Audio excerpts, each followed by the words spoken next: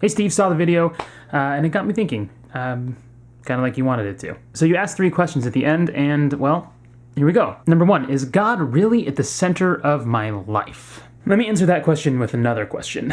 Does a bear use indoor plumbing? No, sadly, if I'm honest, and why wouldn't I be, God is not at the center of my life. I mean, don't get me wrong, I'm not like a bad guy. I don't do like bad stuff per se.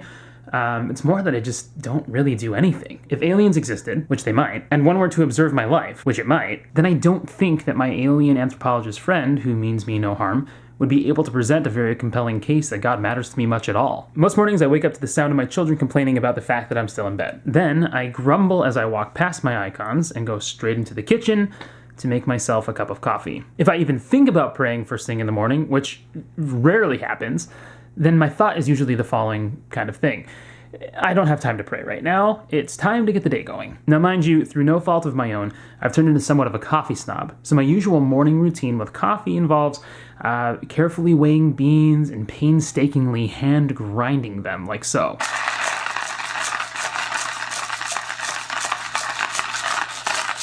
I do this every morning. When all is said and done, making coffee takes about 20 minutes. 20 minutes, Steve. So no, I don't think that an alien would look at my life and say that God matters to me in the morning.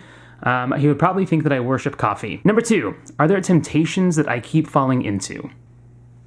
Is that even a real question? Yes. I continually think that I need to get it right. Like I need to perfectly balance my work and my life, all the while never losing my cool. I think one of my biggest temptations is to believe that my life comes from myself, that I need to be my own savior or get it all right on my own merit. Even when it comes to dealing with other sins, I tend to think, oh, if only I were stronger, next time I'll really know to hold my tongue when I get riled up. And honestly, I think it's that very thing that is what keeps me from going back to the Lord in confession. Like my pride, the sense that I could maybe somehow do it on my own, that I need to be able to save myself. It's like I seem to think that if I just really wanted badly enough to stop sinning, that I'd be able to do it. But that's dumb. I might as well be shooting myself in the foot before running a marathon if my spiritual game plan is to try harder to not suck so bad. I need the Lord. And finally, is there someone that I could help?